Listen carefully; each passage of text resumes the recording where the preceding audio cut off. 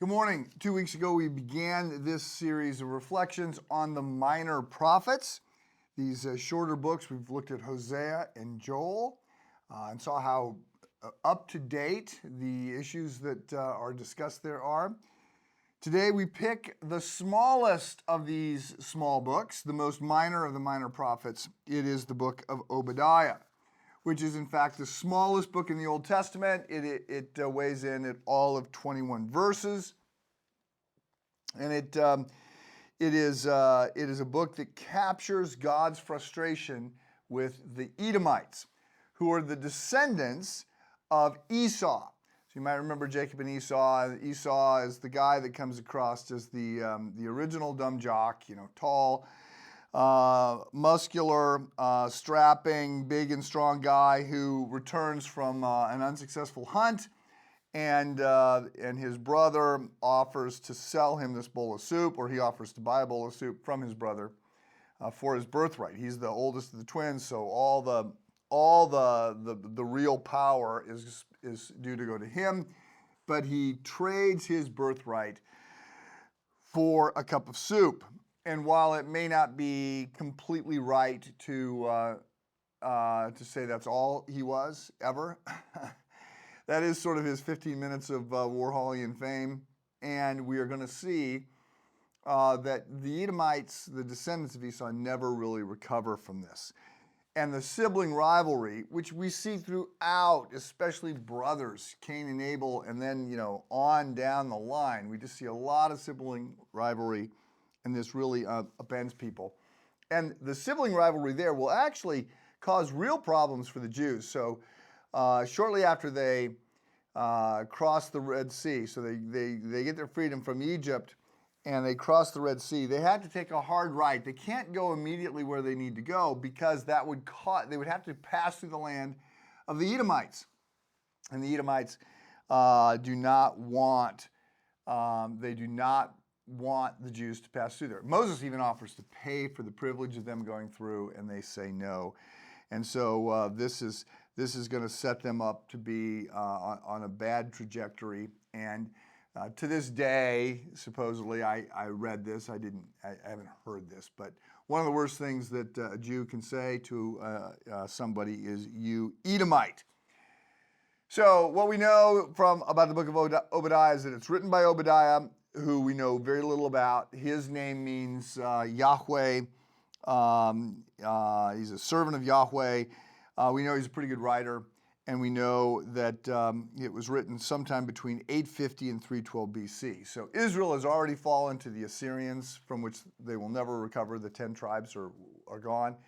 The Babylonians, the other Jews, the southern 2 tribes of Judah, have already fallen to the Babylonians, from which they will recover. And the message that is delivered by Obadiah to the Edomites is to say, "You're next." So why are the Edomites going to fall? What are they doing wrong? Well, I can answer that question in one word. Let me tell you a story that's, I suppose, perhaps a little comical, but it illustrates this. So when I was growing up, I'm the oldest of 5 kids, and we would vacation in the Ozarks. And one of the things that we started to do when we got a little bit older is we would go to the same place, the same cove. Ozarks have become big now. I have a sister that just moved there, retired there. And we would go to this cove, and we would jump off this cliff. And we were quite taken by this cliff and jumping off it. Now, this is not cliff diving, to be clear. The only skill you needed in order to jump off this cliff was the ability to suspend common sense long enough to jump. I mean, there's no skill. You had to fall. But it took some effort to jump, because there was this massive optical illusion. When you're in the boat on the water and you're looking up at the cliff, you go, "That can't be it. It's not high enough." And then when you actually climbed up and you came to the edge of the cliff and you look down, you go, "This is 2.5 miles high. I'll die. And there's no way I can survive jumping off this cliff."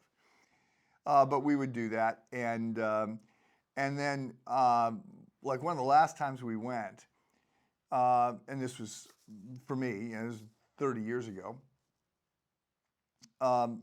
My parents said to my brothers, who at this point have a boat, they've now bought a power boat, and they said, we want to go see where you kids are going to jump off this cliff, and we want to see it. So my brothers take them there, and then they come back, and they take the boat out of the water because we're leaving the next morning, and they load it up, and everything gets loaded up, and then there's some friendly banter between brothers, and they go, well, we're not listening to you because you won't even jump off of a cliff as high as your mom. Your 65-year-old mom jumped off of a cliff higher than you did. And I'm like, what are you talking about?